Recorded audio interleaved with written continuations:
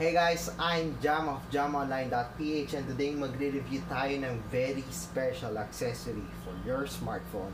And it's the 60 times microscopic lens for your smartphone.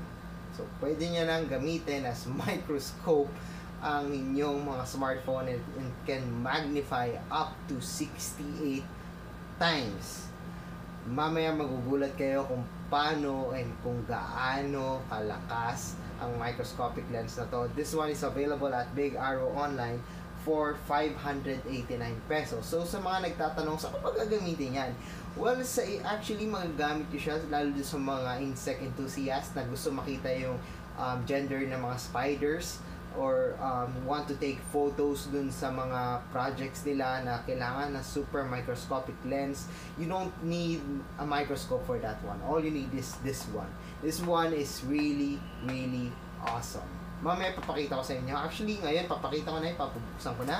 And let's take a closer look on the microscopic lens of Big Arrow Online. So, inside, there's a micro USB to USB cable to charge the lens kasi meron siyang ilaw. Para sa ilaw, well, kailangan nyo ng ilaw para mas madali nyo makikita yung minamagnify nyo. And not only para doon, it's because ito, okay, so nahiwalay. Yung lens na microscopic lens na to is also a money detector kung fake ba or hindi yung pera. Actually, para siya doon sa ito yung clip and all you need to do is to place yung lens sa ilalim doon sa clip and then pwede siya i-clip doon sa rear camera. I suggest na i-clip niyo siya sa rear camera because you need an autofocus camera para doon sa pag-clip and para makita niyo yung display niyo habang nagma-magnify kayo. So, bakit meron siyang parang something na ilaw? Well, first, meron siyang switch dito and pag sinitch niyo siya, it's color violet. Why is it violet? Well, it detects yung pera kung peke ba or hindi. The other one is this one. Okay, napahiya ako doon. Yan. So, kabilang side pala.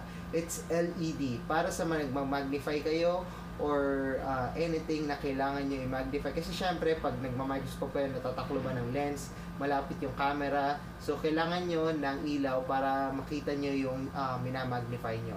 So, paano yung battery niya? Well, again, meron tayong micro USB to USB cable, kaya charge lang siya using that one. And meron tayong port dito na micro USB to USB.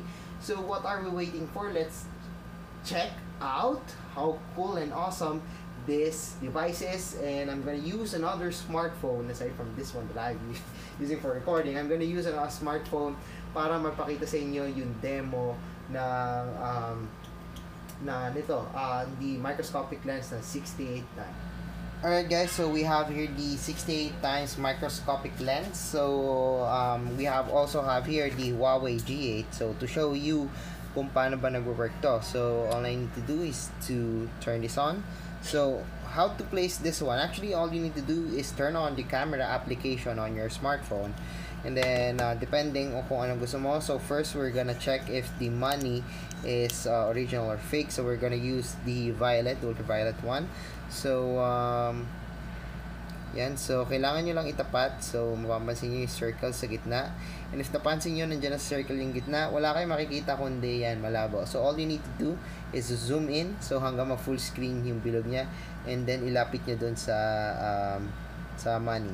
So makikita nyo, that's the yung kanyang wow, amazing. So ito yung microscopic view nung pera. Although meron tayong problems when it comes to violet. Hindi siya kasi makikita nyo violet siya.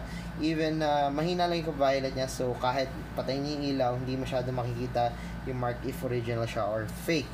But, if you're, napansin nyo, meron naman siyang may difference naman. Makikita nyo yung parang kulay, green and blue on that side. So, makikita nyo pa rin if original or fake. Although, hindi nyo makikita ng buong buo if original or fake na ba yung pera. But at least, nakikita nyo yung other lighting effects na nag-iiba talaga. So, makikita nyo lang yun using violet na lights. So, black lights. Then, let's switch to this one, yung sa LED. So, with LEDs, mas makikita nyo na maayos. So, actually, we're gonna zoom into sa Republika. So this is the Bangko Sentral ng Pilipinas sa logo. Alright, so using the microscopic lens, and sobrang linaw niya, guys. Oops, okay. So namatay ang camera niya. Sobrang linaw niya. So makikita niyo dito is yung Bangko Sentral ng Pilipinas. Makikita niyo basang-basa, 'di ba? And look at those details. Sobrang crisp, sobrang ganda. Ayun, makikita niyo bawat details ng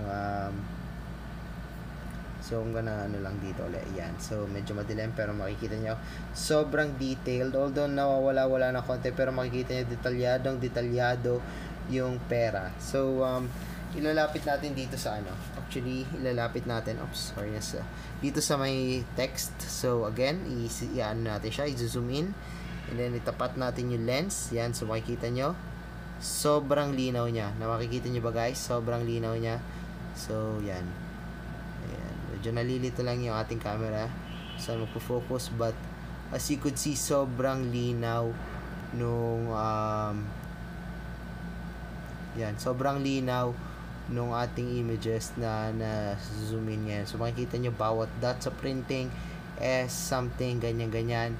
It's really amazing. It's and it won't even cost you 1,000 pesos. This one is already it's also only available for 589 pesos. And so yan, makikita nyo. Piso. Super detailed. Ayan, so be sure na may autofocus yung camera nyo para ma-maximize nyo siya, para makita nyo na malinaw. There we go. So hindi lang pera actually ang pwede nyo actually marami pa iba. Katulad sinabi ko, insects.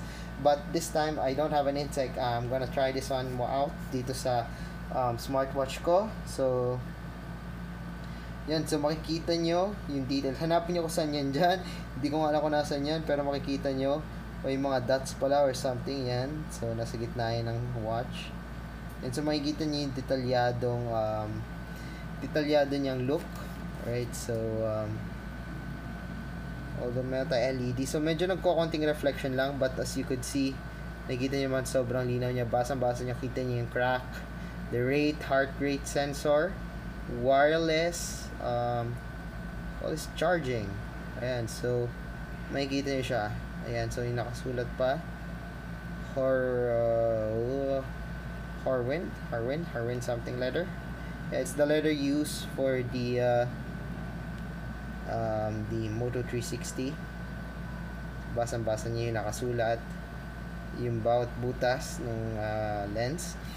It's really amazing. So try naman natin sa fabric ng isang dito sa camera ko.